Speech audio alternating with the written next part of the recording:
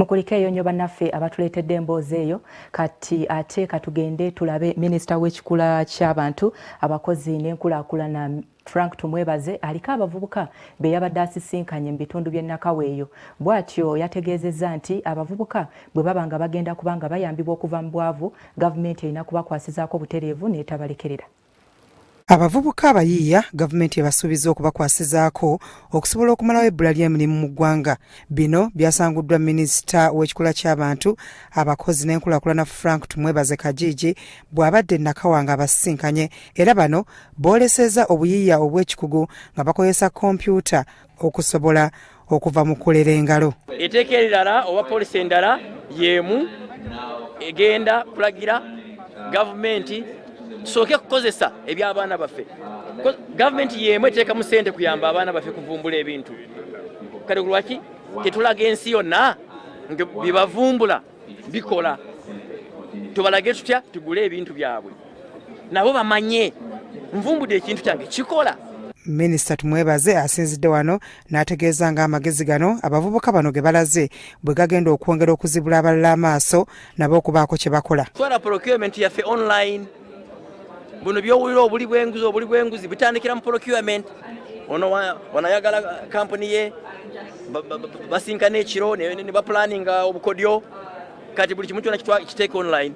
Empapula zo z'okusaba ziteeka online.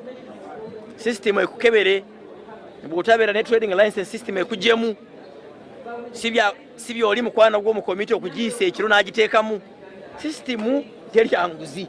Wano omu ku bakozesa kompyuta okujjanjaba abantu Wilson Kutegeka annyonnyodde ku butya gye bakolamu emirimu nangeri ki gye bagenda okwongera okutwala eggwanga mu maaso.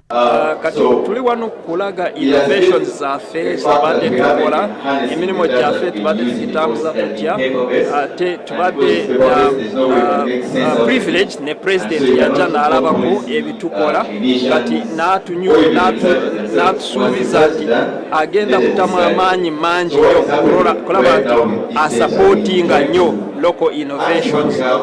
Naffe nga Bannayuganda twagala baganda baffe babeere employed, twagala ebitusomye in terms of computer science, software engineering, bikyebyo tubiteeke mu nkola. Abalala basabye gavumenti okulaba nti bateebwa ku mwanjo mu biseera nga bagezaako okumalawo ebbula ly'emirimu mu ggwanga. Some of the parts we are still working on and we wanted to display it, and in future we want to, since it is a product, it was started as a project done by the student, now it is a product, and now we are ready to commercialize it by giving it to various schools which can get benefited. We'll start phasing out the daily and the weekly bundles, and the obvious choice for the consumers will be the no expiry, the freedom bundles. Gye buvuddeko omukulembeze w'eggwanga Yoweri Kaguta Museveni yavaayo n'asaba bamusiga nsimbi okubeera nga bakola ebintu nga kompyuta okusobola okuwa bannayuganda emirimu naddala abavubuka.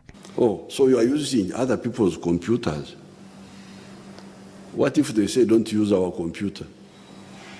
Then what happens? So I have been having my group, I said, please, I want computer makers. I want you to design and make the computer yourself and then use it. Because if you give me a car, Yoweri Museveni, I will drive at 100 miles an hour. But if you ask me to repair any part of it, I don't know how to repair it. And I don't know how even to make it. Of course, I don't know how to make it. So you Africans, don't just be users of computers. We must design these computers ourselves. Byola Gabriel ne Kyambadde Lawrence, Kraso TV, Omunnyo.